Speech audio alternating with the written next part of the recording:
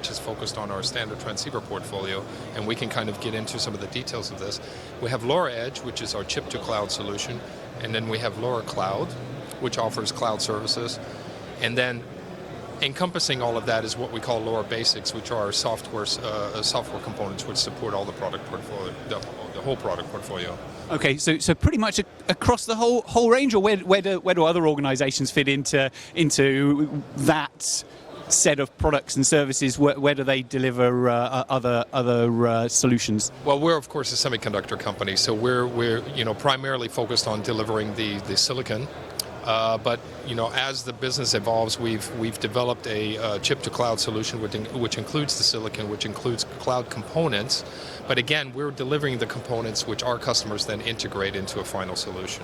Okay, and can you talk me through some examples of use cases from each of those product categories that you just mentioned? Sure. So in our LoRa Connect portfolio, which is our standard transceiver portfolio, it's basically divided into a sub-gigahertz transceiver part and into a 2.4 gigahertz transceiver portion. Basically, our portfolio is designed to offer low power and very long-range solutions, radio solutions, for anything from deployed sensors that are connected to a LoRa network. We do a lot of work with the metering, with water meters, gas meters, and then within LoRa Edge, for example, we offer a solution for geolocation. And that LoRa Edge solution for geolocation really incorporates a LoRa radio with a GNSS receiver and a Wi-Fi receiver to basically offer a comprehensive geolocation solution. And that solution relies on LoRa Cloud, which basically solves the information that it's getting from the chip to offer a latitude and a longitude to customers that are building tracking solutions. Okay, so it's mostly about geolocation in that instance, this edge to cloud, or are there some other elements to that edge to cloud solution? So currently, LoRa Edge is very much focused on delivering a comprehensive geolocation solution, but we do have added services on top of that. So we have what's called modem services, which basically offer things like large file upload capabilities, device management capabilities. So those are additional services we offer. We also have a service called a joint server service, which helps with provisioning devices onto LoRaWAN networks. Okay, and this is all baked into the silicon, or as a standard capability that's available to everybody who uses the silicon that you're making available? The joint server is available for all of our product offerings. Some of the components that we have in LoRa Cloud, such as the geolocation components, are mainly supported on the LoRa Edge silicon platform. But the product offering continues to expand beyond that.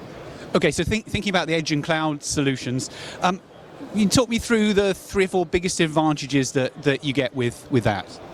Well, the biggest advantage with LoRa Edge is it's a geolocation solution that's really focused on low power. So if you can imagine trackers that are running on batteries that are deployed for 3, 5, 6, 7 years, they need to have very long battery life. So our solution is really optimized for very low power consumption.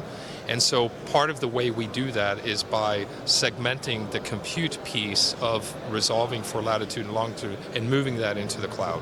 So the tracker itself is collecting the information from the satellite or collecting the information from a Wi-Fi network in order to geolocate, but the actual computation for that is done in the cloud. Okay, and can you give me an idea of what kind of battery life benefits? Because it seems like that's a large part of it. Geolocation tends to be a pretty heavy draw or drain on batteries. So can you give me an idea of what the impact of that might be in terms of power saving? So the impact to customers is that, so our customers that build tracking solutions, they're looking for battery life of more than 3 to 5 years.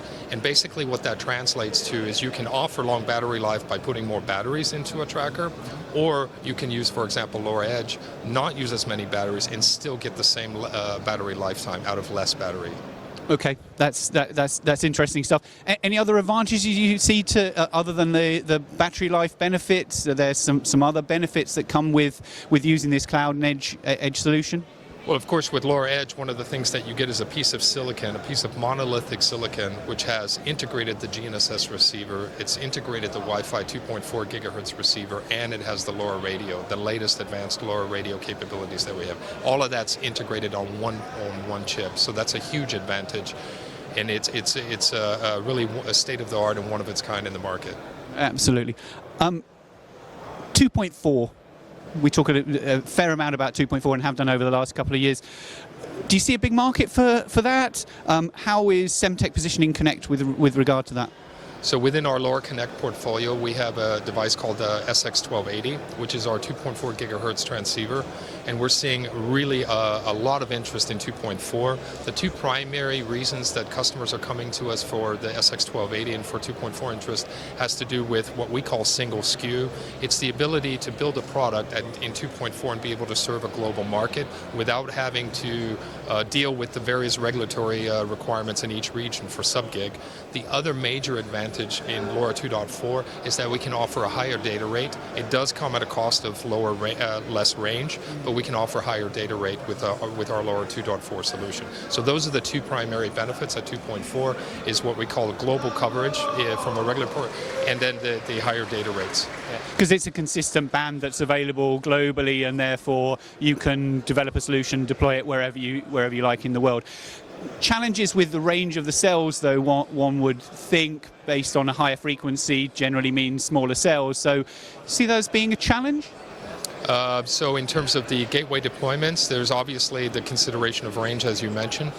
So there would be, in terms of network design and network deployment, you would have to take that into consideration, that you don't have quite the range that you would with sub-gig.